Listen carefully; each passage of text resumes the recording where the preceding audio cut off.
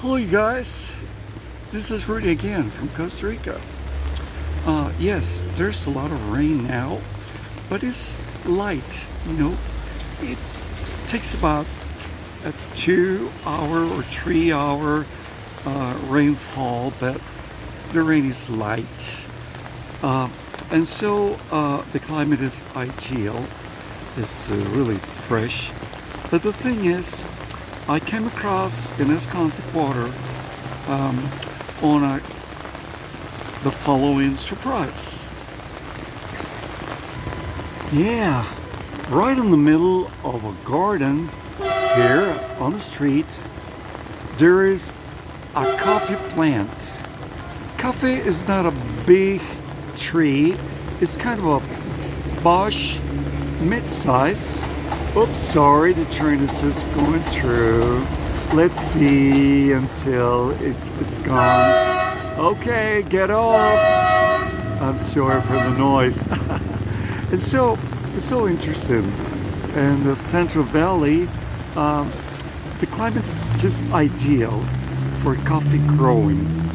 This is what they call the high altitude coffee, which is the one that is the best in the marketplace.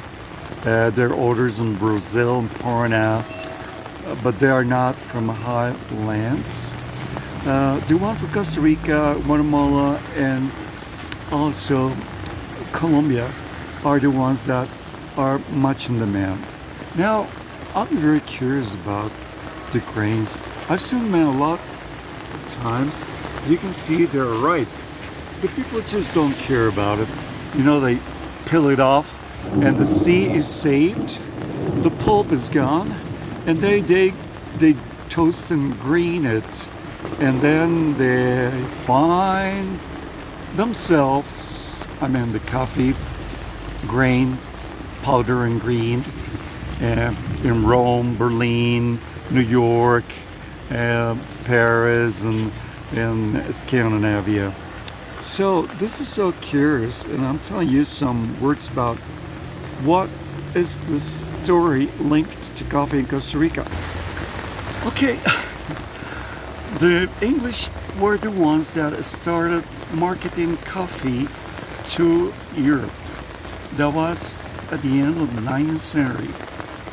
And so the boats came, the ships across, they came all the way through Cabo de Hornos, South America, into Punta Arenas, and then the Pacific, sometimes from Limon when the train was made up or built up. For that purpose, the black people from Jamaica came for. And then the country started prospering. So that means that the Costa Rican system started working. And it works until today. We are the most mature democracy in Latin America. Our institutions are safe ones. And I'm not saying that there's not some corruption, but not compared to that of other places. It's the normal one that you have in rich countries in Europe or in the States. It might be everywhere. But the thing is that you can also see some interesting facts, as I'll show you. For the most part, the British, out of their mills in Sheffield and Manchester, they brought iron sheets for a roof. So Costa Rica started with iron roof instead of tiles that you see in other Latin American countries. You say, oh, it looks so beautiful.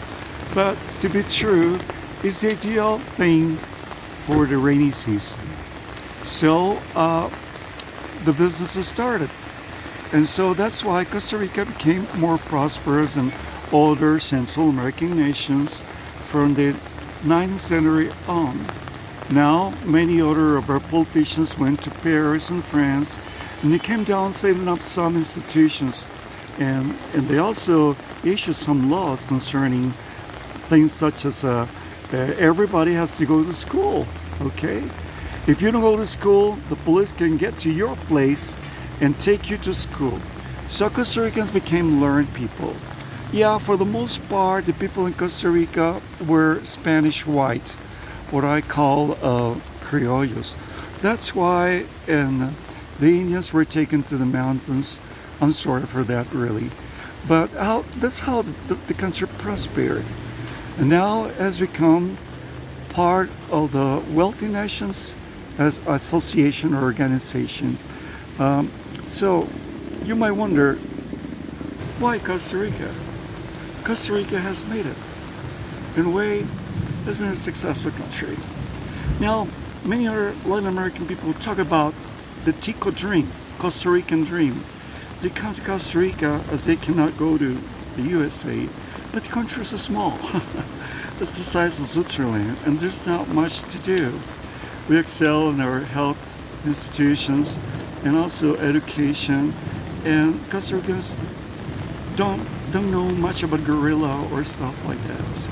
They're still hardworking people, and we still have our own problems and lots of migration, as you might figure out. But the thing is, coffee was part of it. Part of Costa Rica is today, and many companies like Starbucks and others buy good coffee from our country. They make breeds too, and you can check them out in many places. So sometime later on, we'll go and visit some other factories where they make gourmet coffee. So for the time being, enjoy yourselves. You take care. Bye-bye.